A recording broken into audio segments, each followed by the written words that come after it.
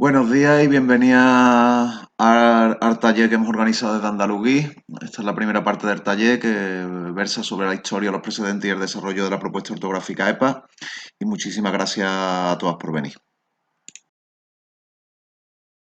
Bueno, pues aquí pues, os he puesto una lista de los precedentes históricos de la ortografía andaluza que está compilada por Francisco García Duarte, que son escritores que han escrito en andaluz en algún momento dado desde el siglo XVIII. Esto está extraído de una obra que fue Premio Blas Infante en el 2012, que fue unas investigaciones que hizo García Duarte sobre la escritura en andaluz.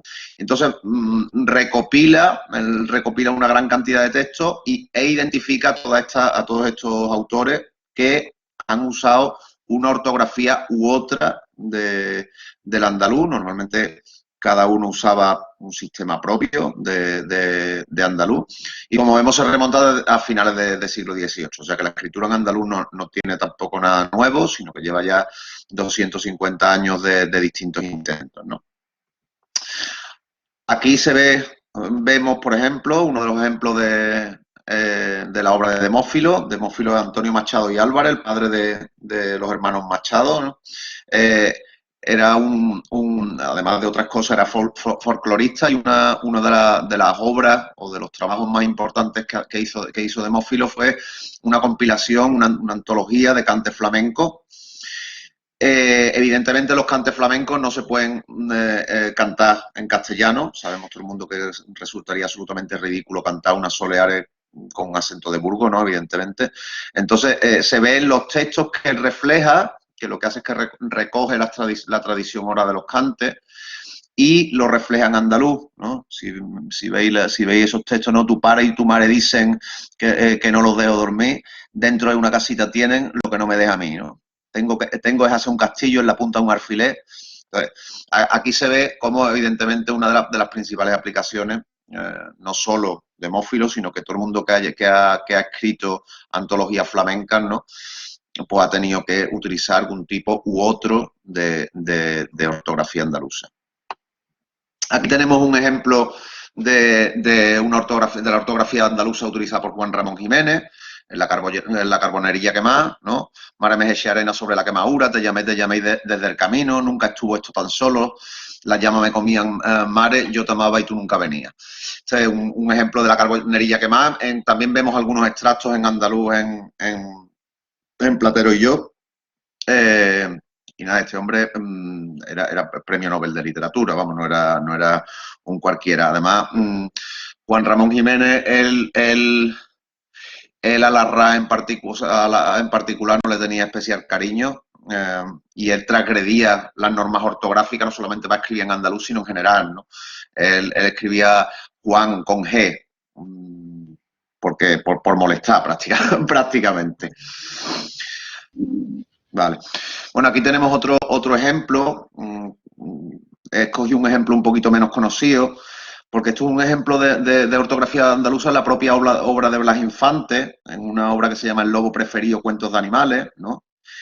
Era mixto lobo y de perro, su abuelo fue lobo, este lo crió con leche desde chico, preferido iba con el ganado, ya se ponía hostia a acostar e irse donde quisiera, mejor que hostia guardaba el ganado preferido, ¿no? Entonces, incluso Blas Infante escribió en andaluz, ¿no? De hecho, Blas Infante es curioso porque tiene una cita muy famosa donde dice cuando le dan un premio y cuando le dan el premio y da el discurso de recepción del premio, Blas Infante dice, este premio me hace muy feliz, ¿no? Pero no he recibido el premio que a mí me haría más feliz de todo, que sería ser en andaluz, viví en andaluz, sentí en andaluz y escribí en andaluz. O sea que el propio Blas Infante se da cuenta de la importancia que tiene la escritura en andaluz y de hecho, como vemos aquí, pues él usa una ortografía andaluza en una de sus obras. Las motivaciones, o sea, que ya hemos visto que realmente escribir en andaluz no tiene nada extraordinario ni nada de nuevo, ¿no? Yo aquí he compilado algunas de las motivaciones que tienen los autores para escribir en andaluz, ¿no? Por ejemplo, los hermanos Quintero, pues cuando escribían las piezas teatrales, ¿no? Con sus piezas costumbristas, pues claro, como tenían personajes en andaluz, pues necesitaban reflejar en el texto que esos personajes eran andaluces. Entonces, para eso utilizaban, pues una ortografía andaluza, por supuesto, hecha por ellos, ¿no? O sea, concebida por ellos. Otra de las razones para utilizar el andaluz es reflejar por escrito los cantos de tradición oral, como hemos visto en los de Demófilo, ¿no? Cualquier autor que ha hecho una antología flamenca, pues ha encontrado que evidentemente si intenta utilizar la, la, la ortografía castellana falla miserablemente. No por nada, sino es una cuestión puramente, son cuestiones muchas veces técnicas, ¿no? Y pongo un ejemplo muy tonto que pongo siempre, pero realmente son muchos más, ¿no? Si uno se da cuenta que en castellano cantada es trisílaba y es llana, y sin embargo cantar es bisílaba y aguda. Entonces eso cuando tú estás hablando de un cante es gravísimo, porque es que el texto no te está cuadrando ni la métrica ni la rima, entonces eso no puede ser, ¿no? También se ha usado pues, para componer letras musicales, como por ejemplo el carnaval, ¿no? El carnaval no se puede cantar tampoco en castellano, no tendría mucho sentido. O piezas poéticas concebidas para ser recitas en andaluz, pero no solo, hay otras cuestiones científicas, ¿no? Por ejemplo, Juan Porras, más recientemente, o otros autores, ¿no? Antropólogos que quieren transcribir entrevistas para recoger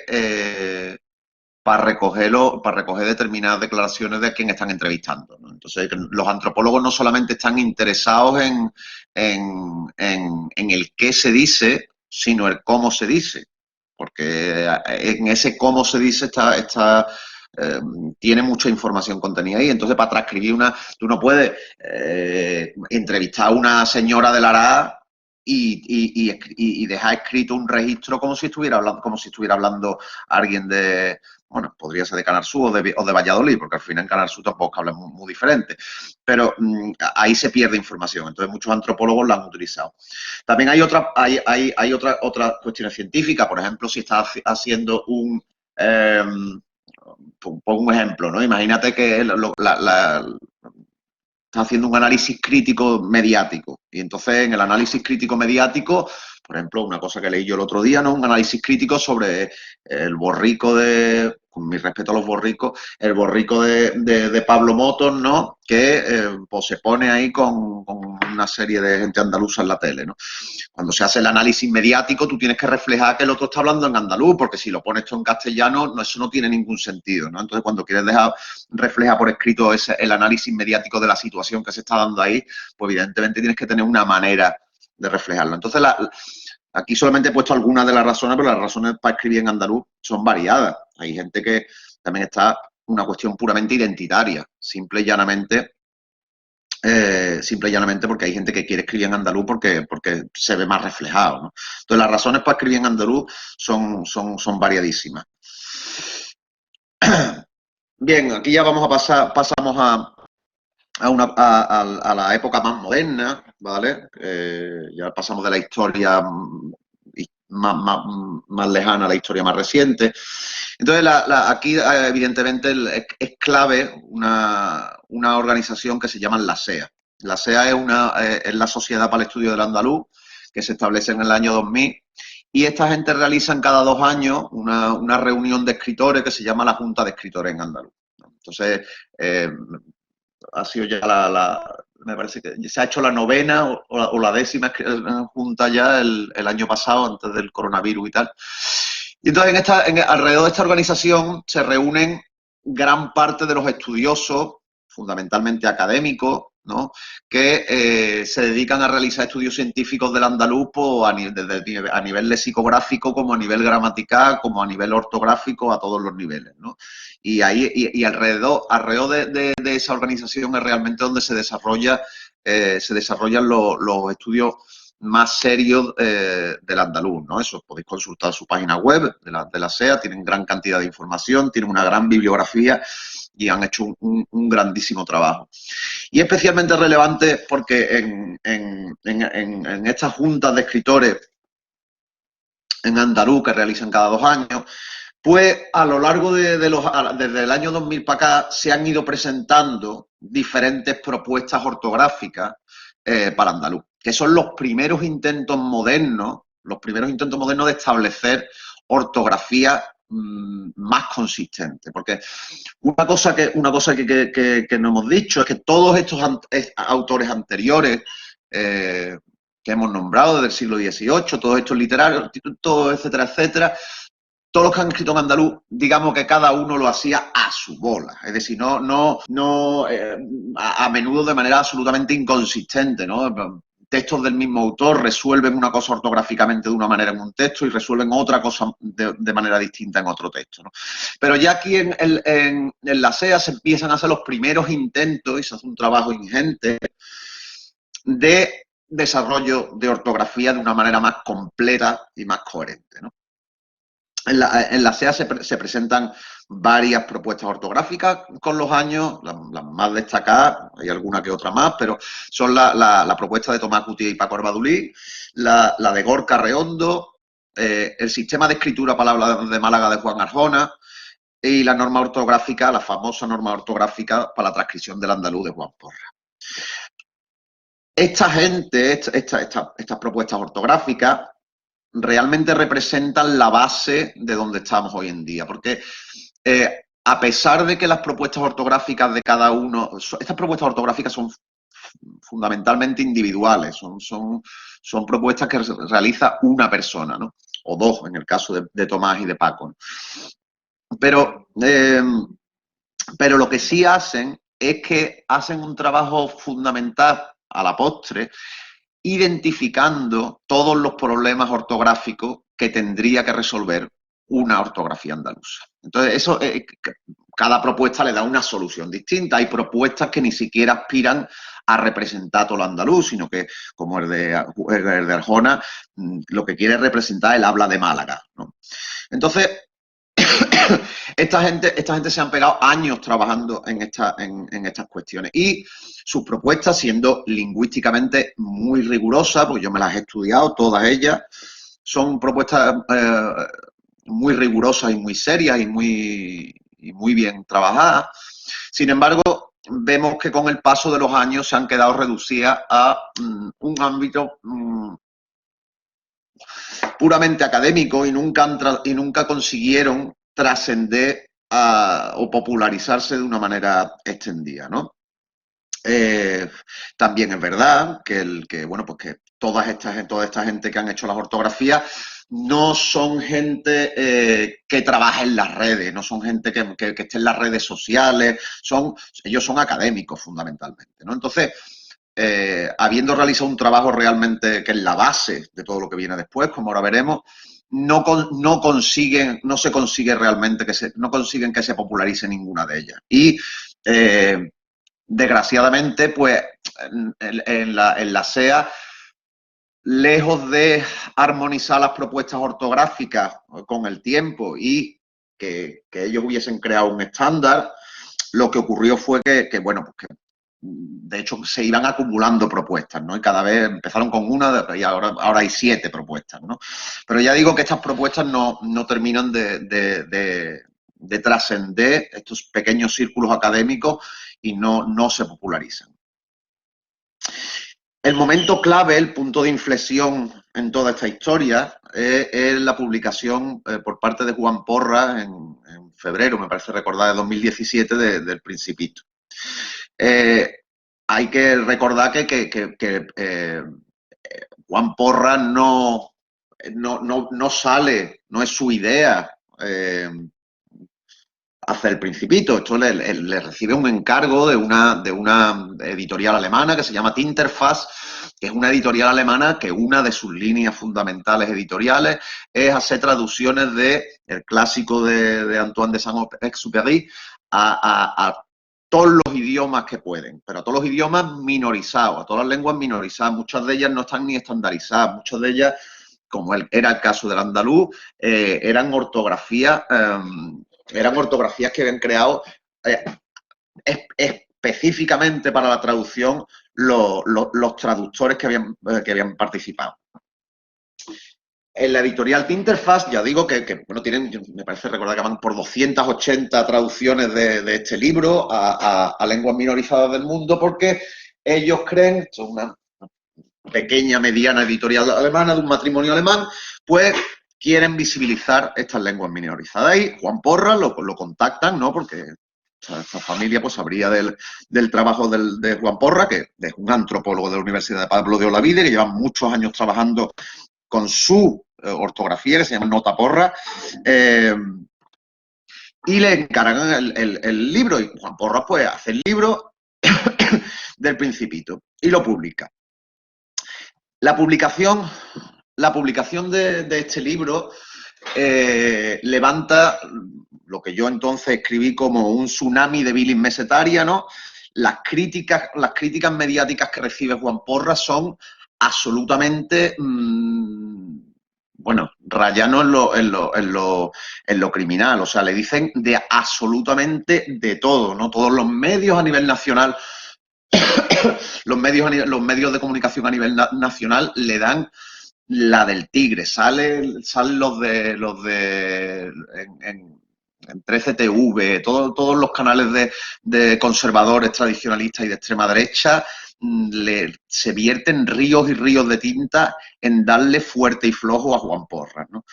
Es realmente duro lo que ocurre, ¿eh? Se escuchan auténticas barbaridades de todo pelo. Sin embargo, bueno, se llega a la luz de Juan Porras, que no, afortunadamente para él no está mucho en las redes sociales, pues claro, no se puede defender las redes sociales de todas estas críticas que se levantan, ¿no?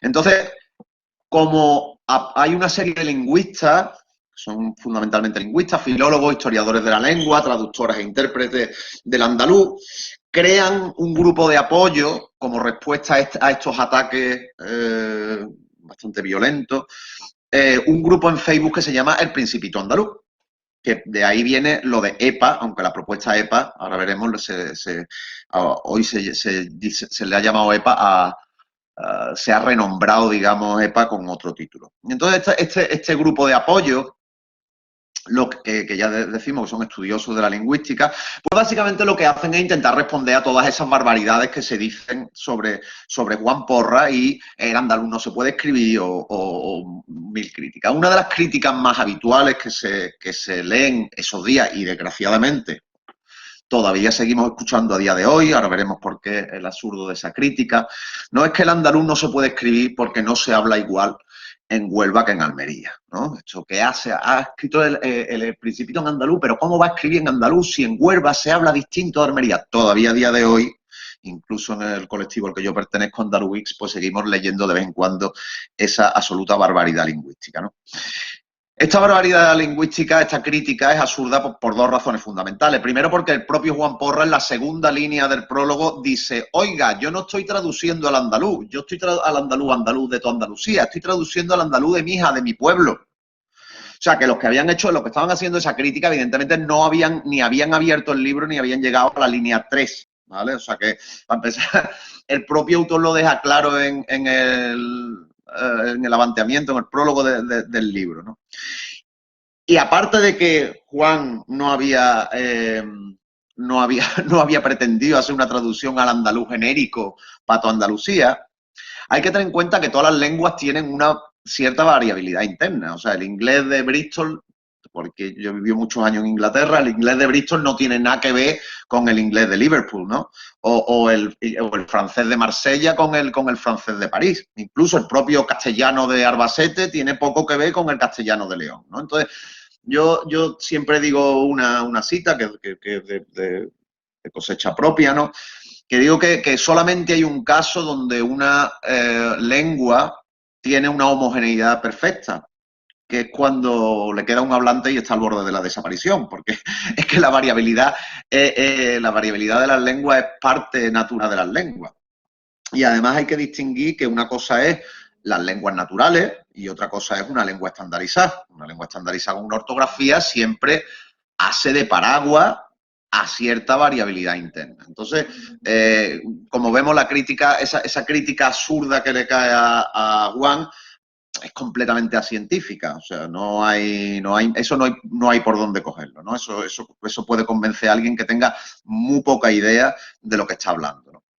Sin embargo, esa crítica de no se puede escribir en andaluz porque en Armería se habla distinto de Huelva, sirve como punto de partida a este colectivo, que ya decimos que es un grupo de Facebook, donde el colectivo se plantea, bueno, sabemos que esa crítica es completamente absurda, pero oye, me alegro que me hagas esa pregunta, ¿no? Si hubiera de existir una ortografía completa, coherente y aunadora de toda la variabilidad interna de la lengua andaluza, ¿cómo sería esta ortografía? Entonces, básicamente, ellos lo que hacen es, durante el 2017, abre un debate en ese grupo de Facebook, colectivo, abierto, democrático, trazable y científico, evidentemente, para decidir sobre todas las cuestiones ortográficas que había que resolver. Hay que recordar que ya el trabajo de fondo que habían hecho los autores de la CEA, ¿no? Que habían conseguido identificar todas y cada una de las cuestiones ortográficas relacionadas evidentemente con las cuestiones fonéticas, ¿no? Que había que resolver para realizar ortografías andaluzas. Ya, ¿qué es lo que ocurría? Bueno, porque Juan Porra había dado una solución ortográfica, por ejemplo, él utiliza la K y otro lo utilizaba la Q, ¿vale? Pero es un ejemplo, ¿no? Pero ya veremos después la segunda parte del taller. Qué soluciones ortográficas son las que se llegan. Y entonces, cada solución ortográfica, que son como unas 12 o 14 soluciones ortográficas básicas, ¿no? Se someten a debate y se consideran muy meticulosamente todas las opciones que hay. Se consideran tanto las opciones que habían dado los autores del resto de ortografías andaluzas como soluciones nuevas, que ya veremos que en este debate se dan soluciones nuevas que nunca se habían dado a algunas cosas que, desde mi punto de vista, son parte del gran triunfo, ¿no? Los criterios generales con los que se tomaron esas decisiones, pues esto no es a lo loco, venga, esta, no, sino que debía ser una propuesta integradora y estandarizante de las diferentes variantes del andaluz. Ponemos un ejemplo, el andaluz está el seseo, el ceceo y el jejeo, ¿no? Pues tiene que ser una propuesta que represente a las tres por igual. Es decir, que tiene que integrar toda esa variabilidad sin prestigiar a ninguna en particular, ¿no? Por otra parte, tiene que ser flexible para escribir los registros específicos. Es decir, tiene que ser, yo puedo, lo que dice el primer punto es que yo tengo tenemos que encontrar una manera de escribir el andaluz, las variantes del andaluz de manera equilibrada, pero además que si yo quiero especificar el andaluz de un sitio en particular con un registro en particular, ceceante, por ejemplo, que también me lo permita. O sea, no se trata de anular esa variabilidad, sino de tener la flexibilidad de estandarizar y ser específico a la misma vez.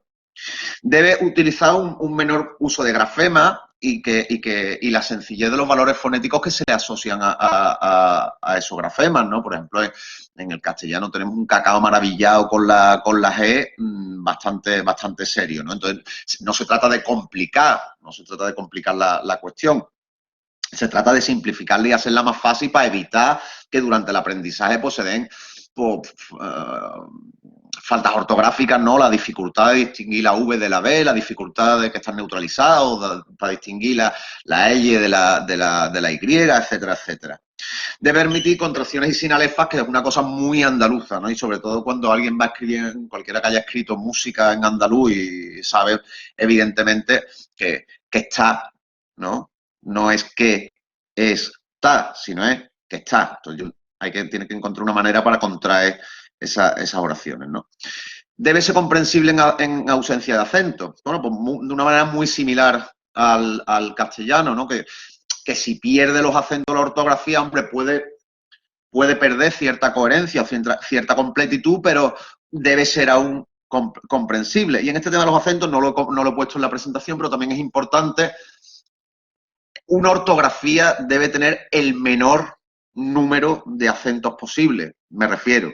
El menor número de tipos El castellano, por ejemplo, tiene el acento normal, ¿no?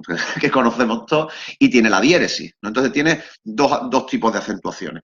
El andaluz EPA, como veremos, también tiene dos acentuaciones. Tiene el acento normal y el acento circunflejo. Añadir un acento más a una ortografía es muy problemático, es tremendamente problemático. Eso se quiso evitar y de hecho se tomaron las decisiones intentando evitar a toda costa no tener que aumentar los tipos de acento que se usaban, ¿no? También debía estar alineada sincrónica y diacrónicamente con las ortografías romances. ¿Qué significa eso? Eso significa, sincrónica y diacrónicamente significa que la ortografía, el andaluz, la lengua andaluza, al final pertenece a la familia de las lenguas romances, ¿no? Igual que pertenece, pues, el extremeño, el asturiano, el galego, el catalán, el valenciano, el mallorquí, el francés, el italiano, etcétera, ¿no? Y el portugués, por supuesto, ¿no? Entonces, tiene que haber una coherencia lingüística con esas lenguas. No puede ser que todas las familias de las lenguas romances tengan una ortografía en una determinada línea y que el andaluz sea diferente, o sea, no que sea diferente, sino que no esté alineada. Y sincrónica y diacrónicamente se quiere referir a las ortografías al mismo tiempo que el andaluz moderno, las que conviven en el mismo marco temporal con el andaluz moderno, así como a lo largo del tiempo, es decir, que la evolución temporal sea coherente, ¿no? Por ejemplo, un ejemplo muy tonto, como ya veremos, es que en la EPA, por ejemplo, se ha decidido mantener la QU del quién y del qué, que se podría haber dicho, mire usted, pues la ponemos con K, como ha hecho, por ejemplo, Juan Porras, ¿no? Pero claro, es que ninguna lengua romance utiliza la K. La QU es un marcador de lengua romance y es reconocible en el francés, en el galego, en el castellano, en el portugués, etcétera, etcétera. Entonces, se quiso mantener cierta coherencia con esos hechos, ¿no?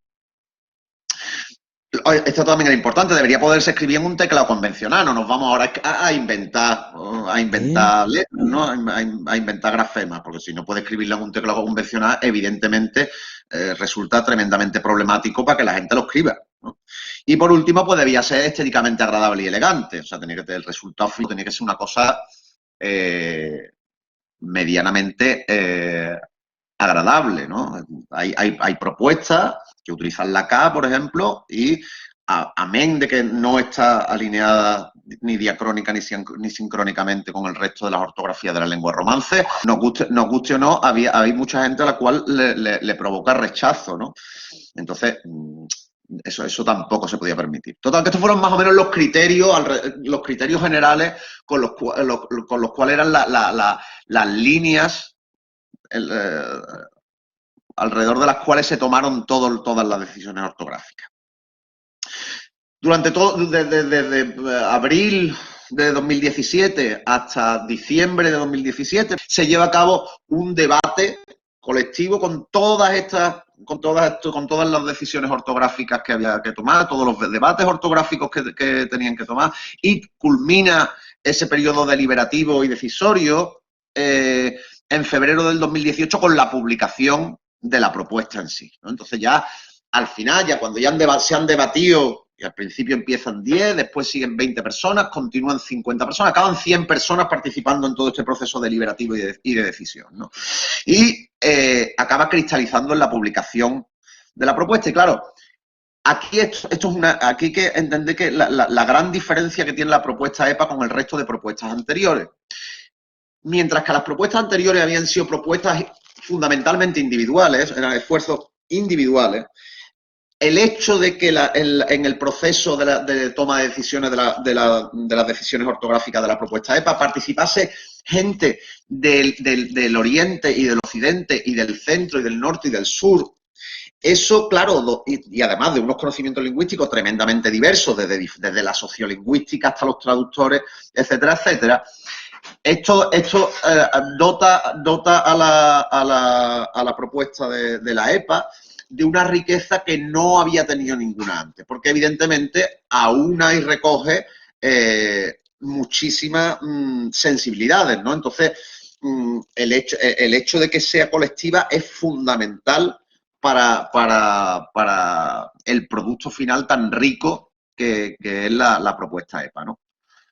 Y ya digo, yo personalmente me había estudiado las otras propuestas anteriormente y la amplitud y consistencia que tiene la propuesta EPA, que se renombra para no confundirla con la de Juan Porra, porque la propuesta EPA es la propuesta esta colectiva, no la de Juan Porra. Mucha gente piensa que la EPA es la que se escribió el Principito Andaluz. No.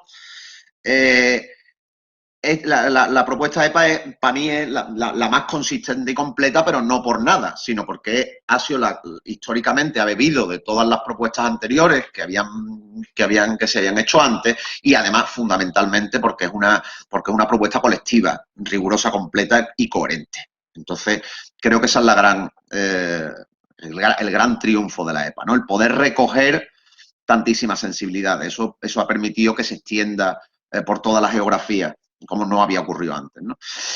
Desde la publicación en febrero de 2018, la propuesta EPA se va extendiendo lentamente, ¿no? Pero con firmeza. Pero, sin embargo, había un problema, o mejor dicho, había dos problemas. Esto es un problema que yo, pasado el tiempo, ¿no? Con la perspectiva del tiempo, llamé a pasar la pescadilla que se mordía la cola.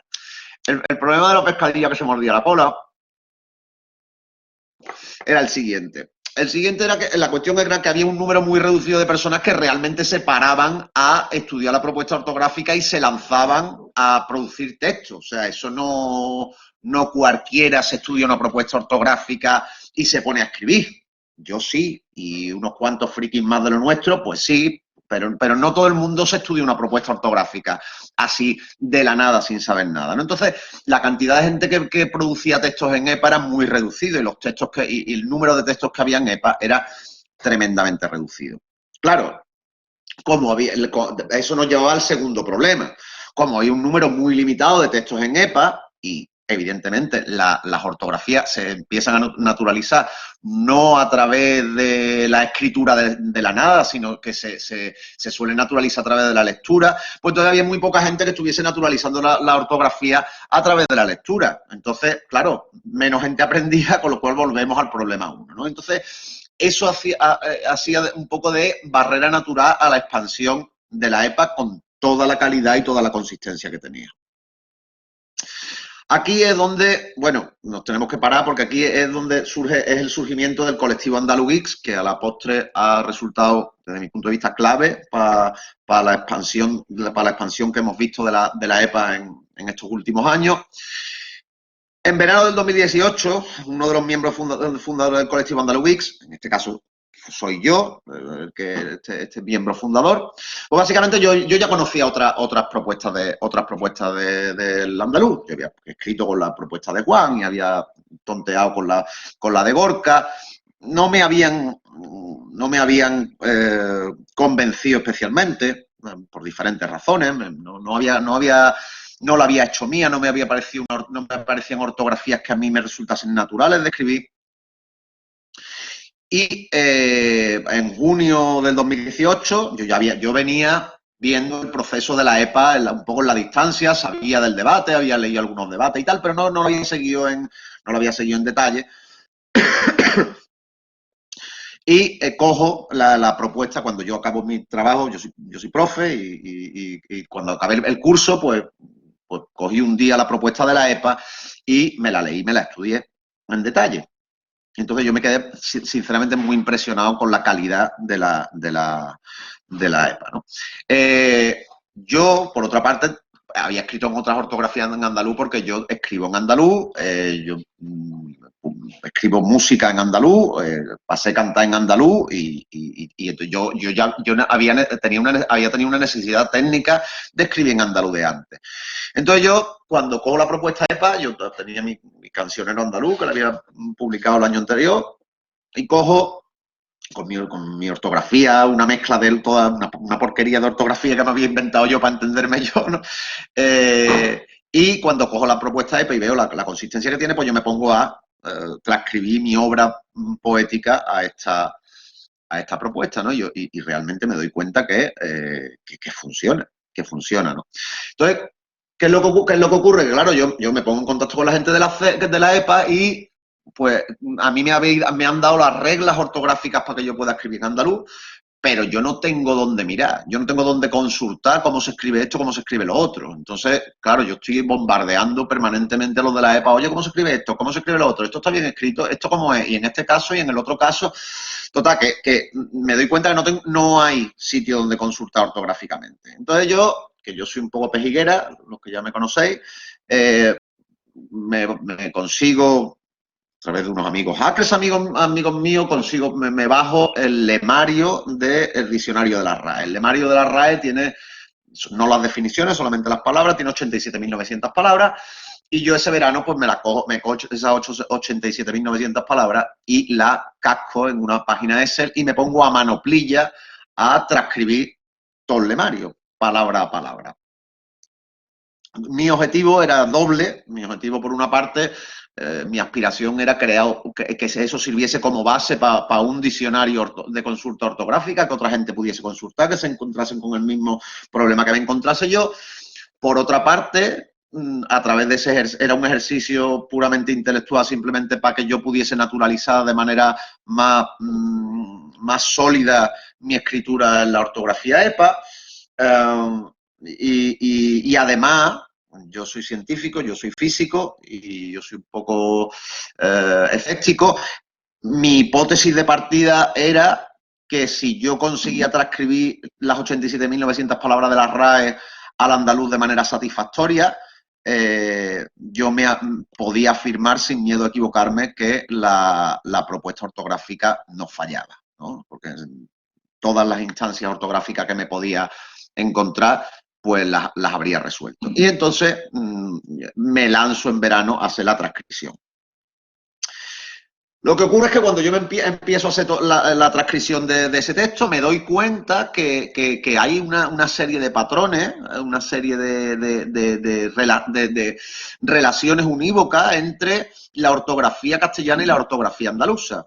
Y llego a la conclusión de que con ciertos algoritmos de búsqueda y sustitución, en principio me da la sensación, identifico ciertas reglas que creo que me van a ayudar a semi-automatizar el proceso de transcripción del lemario al completo, pero a medida que voy avanzando en el desarrollo de ese pequeño algoritmo de búsqueda y sustitución, me doy cuenta que no es que se pueda semi-automatizar, sino que prácticamente al 100% se puede automatizar con ese algoritmo, ¿no? Cuando yo termino el trabajo de transcripción de todo el lemario, yo me había ido a hacer este trabajo a Cádiz, a la provincia de Cádiz, un pueblecillo. Cuando vuelvo en septiembre a Sevilla, pues me reúno con otro amigo, con Félix, le muestro el trabajo que he hecho y digo, tío, creo que podemos hacer un algoritmo digital, no un algoritmo en papel como lo tenía hecho, que si escribimos, él es informático, si escribimos un algoritmo que coja un texto y haga esto en este orden, creo que va a hacer una transcripción automática de texto del castellano al andaluz. Y ese es el principio del primer... esa es donde nace Andaluvix. Andaluvix al final es un colectivo que nace en principio... se nos unen una diseñadora web, 2 programadores más, ya somos 5 o 6, y nuestro objetivo es pasar esta idea que yo tengo sobre el papel, hacerlo realidad como una herramienta digital para ponerla a disposición de todo el mundo para que tenga el transcriptor como herramienta de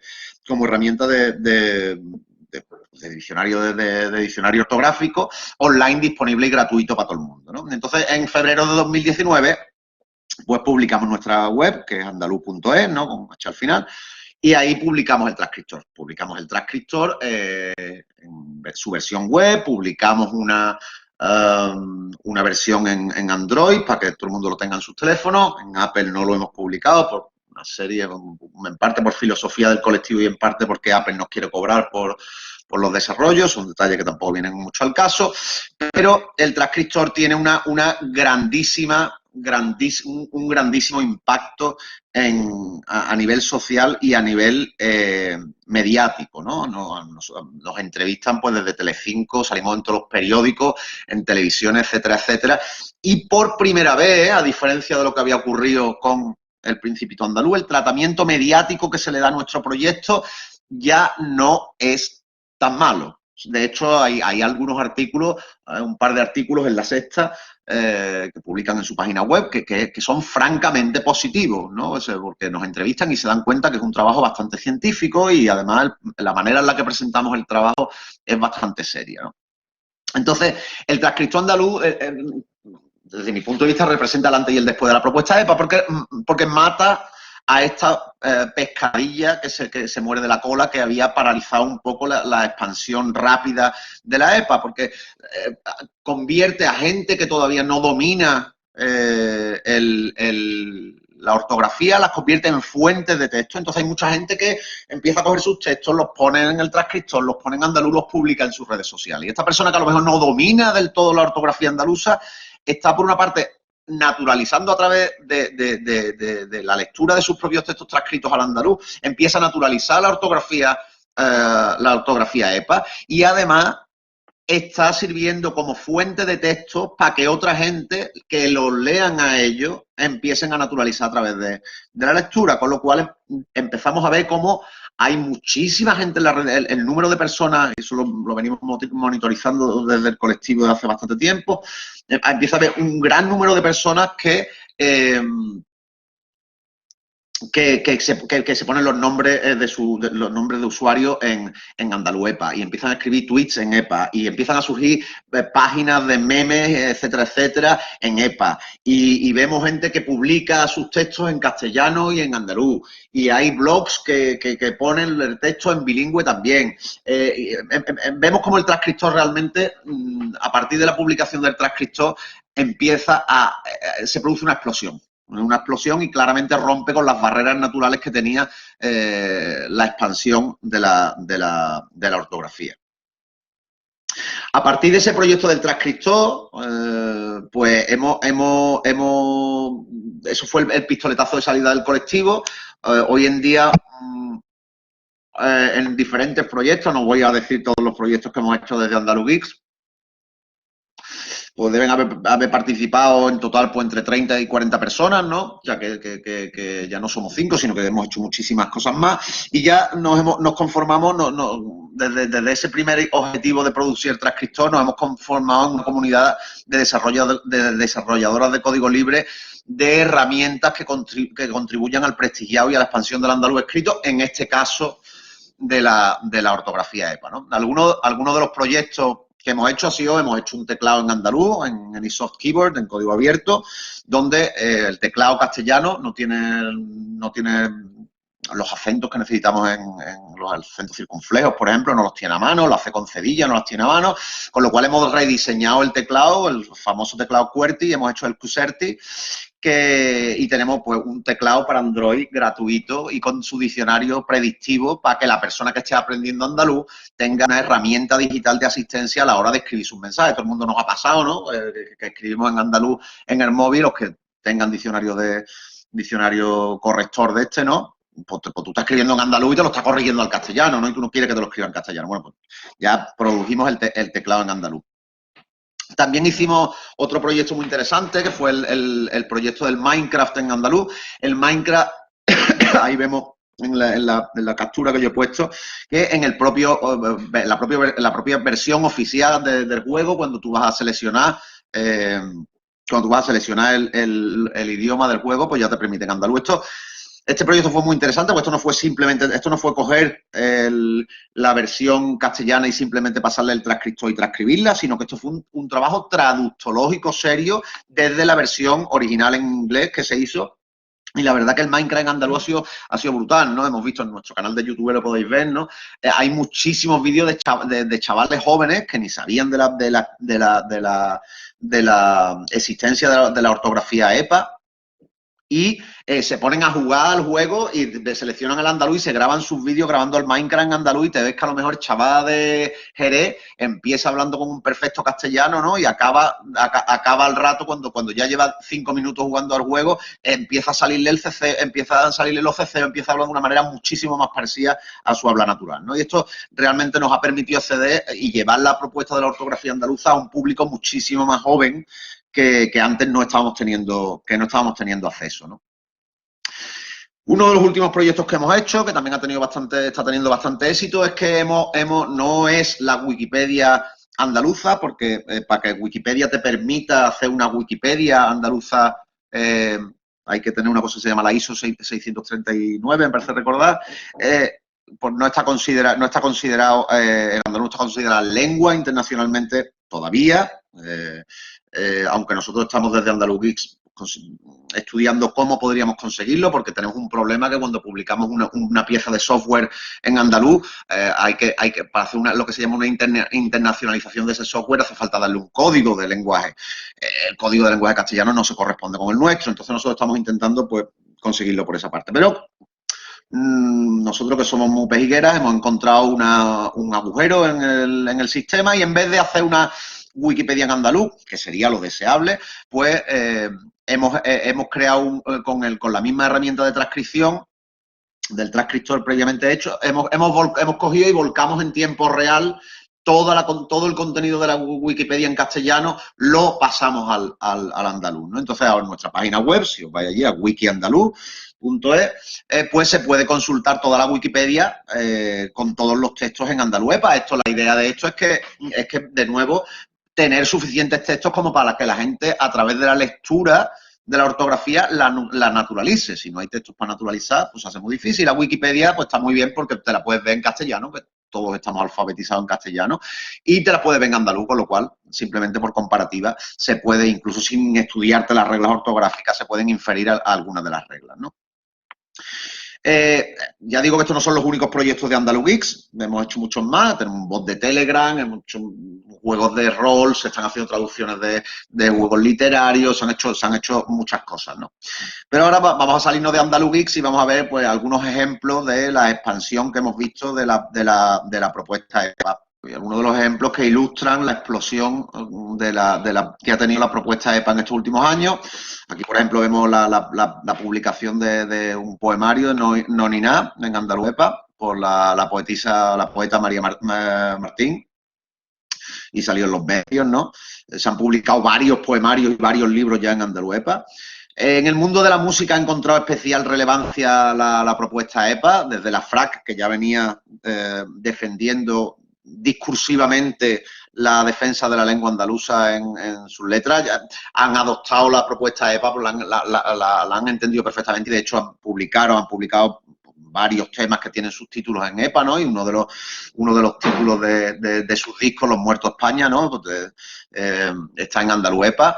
La banda Trandaluz, que es una de las bandas que ya tienen su propio nombre en Andaluz EPA, e incluso, como he puesto un ejemplo ahí, hacen sus comunicaciones públicas en redes sociales utilizando el Andaluz EPA. En este caso ahí pues se ve que publican en Andaluz EPA y en inglés. Y arriba he puesto un cachito de una carátula interna del Califato 3x4, que es un proyecto musical que es medio sevillano, medio malagueño, aunque nacen de Sevilla, pero tienen artistas de las dos poblaciones. Que todos los títulos de todas las letras, todos los títulos de las canciones, todas las carátulas internas, etcétera, de todo lo que hacen, han adoptado el Andaluz EPA, ¿no? Y no solo, hay muchísimos más artistas que... Carmen Shia ha publicado un tema que se llama Orgullosa hace poco, y también lo ha publicado en Andaluz EPA, ¿no? Y son muchos, Niños Rubén, muchos músicos han adoptado. También hemos visto otras expresiones, otros de los marcadores sociales que hemos visto que denotan que la propuesta EPA se está extendiendo, es pintadas que han aparecido por toda Andalucía, ¿no? Aquí, por ejemplo, la de la izquierda es una parte de una letra flamenca. Esta pintada me parece que apareció en Granada. o han aparecido en Sevilla o han aparecido en Jerez, lo cual es muy curioso, ¿no? Porque si empiezan a aparecer pintadas con la misma ortografía, con la ortografía en el oriente y en el occidente, eso significa que la ortografía está teniendo una buena acogida y que no es percibida como occidentalocentrista o como orientalocentrista o como de un pueblo en particular, sino que todo el mundo la está asumiendo como propia, ¿no? Hemos visto muchísimos ilustradores, por ejemplo, también que están haciendo sus trabajos al completo o parcialmente utilizando el Andaluepa, ¿no? Aquí tenemos dos ejemplos, el Zarbaj es uno y la Annie Nock, la autora de la otra. No solo ellos, estamos viendo últimamente incluso aparición de cómics donde se utiliza el Andaluepa para reflejar los diálogos de ciertos personajes, etcétera, etcétera, ¿no? Hemos visto aparición de camisetas, aquí tenemos una camiseta a la izquierda, una camiseta de Taifa, a la derecha una camiseta de un proyecto que se llama Vacío, ¿no? Que además ha creado una línea de camisetas que se llama Refranes del Vacío, donde están todas las camisetas que están produciendo, las producen utilizando el Andalupa.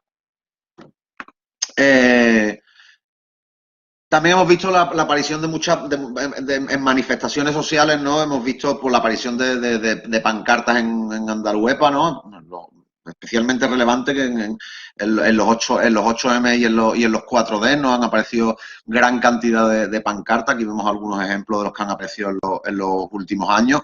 De nuevo denotando que efectivamente la ortografía andaluza está penetrando tanto al oriente como en el occidente de nuestro país. Incluso ya vemos hasta gente ya se tatúa en andaluz, ¿no? Entonces, claro, cuando tú ya ves a gente tatuándose con una cierta ortografía, ya eso revela que evidentemente está teniendo una gran penetración. Estos dos son dos ejemplos, pero yo personalmente he visto ya muchísimos ejemplos de gente tatuada en la propuesta EPA. Y aquí, bueno, un resumen, esto fue una cosa que publicamos en Andalugix, como resumen un poco de la propuesta EPA en el año 2020. Hemos visto la aparición de la primera película documental cuyo título está en Andaluepa, Estaranto, un documental sobre flamenco en Armería. Hemos visto libros que han aparecido, incluso ha aparecido la propuesta EPA en el programa Play de la DON, ¿no? Donde han hablado de ortografía y uno de los miembros de Califato pues ha hablado de la propuesta EPA. Y nada, esto ha sido todo. Espero que hayáis disfrutado el taller y ahora continuamos la segunda parte. Hasta ahora.